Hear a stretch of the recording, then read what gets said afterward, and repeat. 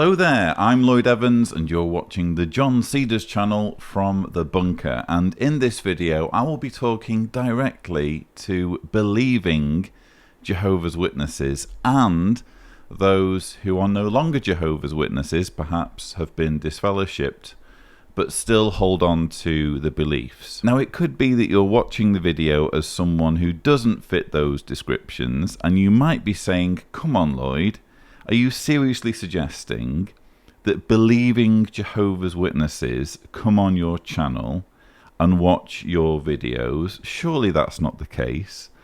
Surely you are essentially just providing validation to those who've already lost their beliefs and who just want to keep up to date on what their former religion is doing. Well, believe it or not, I do have people watching my channel who are believing Jehovah's Witnesses, and I know this for several reasons, but the most obvious clues are the messages I get through email and through various avenues of social media from people who seem to credit the videos I've made in their journey of waking up from their indoctrination. So I know it from that side of things, but I also find it fairly obvious that Jehovah's Witnesses are watching my videos from the comments they keep leaving. And just to drive that home for you, I'm going to read you a few comments that were left on my channel literally within the last day or so.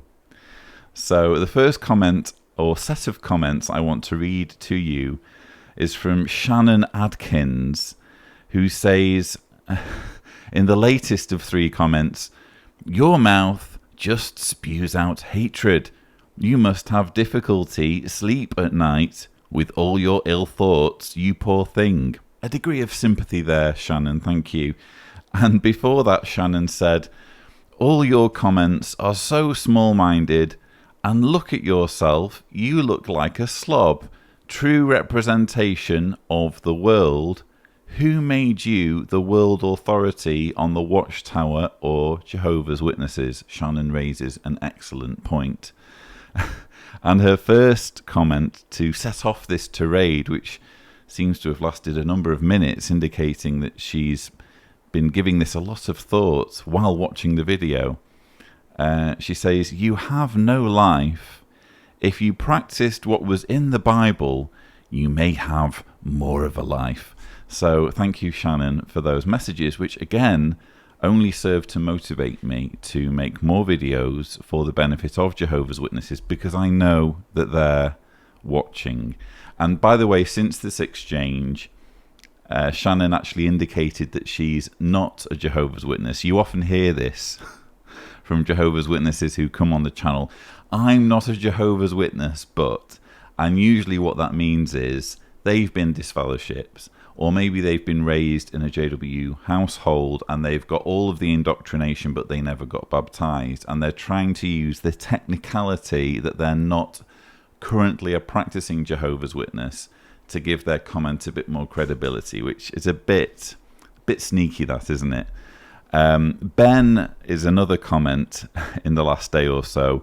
"I think those comments you published are filtered according to your choice." Ben is fielding a conspiracy theory that I remove comments from Jehovah's Witnesses, which I absolutely don't, unless they're really abusive. "But this won't change us, the loyal ones. We remain loyal to Jehovah against all odds. I do not know what axe you have to grind against Jehovah's Witnesses, but there are worse people you should put your attention to. Poor you." Again, an element of sympathy there from Ben, so thank you, Ben. And Vanessa Henkis says, "I'm a witness, and I'm proud." Well, okay, thank you for sharing that, Vanessa. And Peter Wilson has a lot to say. "Lloyd, you're deliberately opposing and making yourself an enemy of the sovereign Lord of the universe, Jehovah. You direct your videos and speeches towards the governing body and try to place doubt in the faith of currently serving Jehovah's Witnesses worldwide. But you won't win. You know very well who you are ultimately challenging, and as history shows, anyone who stands in opposition to Jehovah will be shown up and will come to know who they are against. Why couldn't you have left the organisation and left it that you're not part of the religion anymore, but you still seem obsessed and keenly interested in everything we do? I'm not judging you for what you're doing. We all know who the real judge is. You chose to do this, and as you know, we all reap what we sow. So thank you, Peter, for that cautionary few words there. And I love this comment here from Micah Dodin. What is your problem? Thank you for sharing that question, Micah. If you could be a bit more specific, I would gladly answer it. So I think it's safe to say, based on just those comments, that again have been taken from actual comments left on my channel within the last day or so. I don't think it's a stretch to say that yes, there are actual Jehovah's Witnesses watching my video, and that being the case, I have a message for you. First of all, if you want wall-to-wall praise of your religion, if you want to watch videos that merely reassure you that yours is the one true religion, the place to go is JW Broadcasting, tv.jw.org. That is the place to go. That's where you can find validation and reassurance that you are in God's one and only true religion. This, however, is YouTube. And things are a little different here. We are free to share our views, to express our experiences regarding what is quite obviously, when viewed objectively, a deceitful, abusive, manipulative organisation. So you can jump up and down all you want about my videos or other people's videos, but I'm afraid you're just going to have to get used to the fact that outside of the baby pool of JW Broadcasting, there's this whole other world where we all get to share our opinions. So that's kind of more for those who are leaving comments and thinking that that will somehow put me off making videos. It actually has the opposite effect, if anything. For those of you who may have stumbled on this channel and you're not necessarily jumping up and down, but you're maybe troubled by the fact that your religion is being criticized or maybe even mocked, and it just doesn't feel right, and you're confused and you're concerned. Maybe you have some doubts yourself, but you can't see how anyone would go as far as to speak out publicly against your cherished beliefs, and you're at a stage where that still bothers you.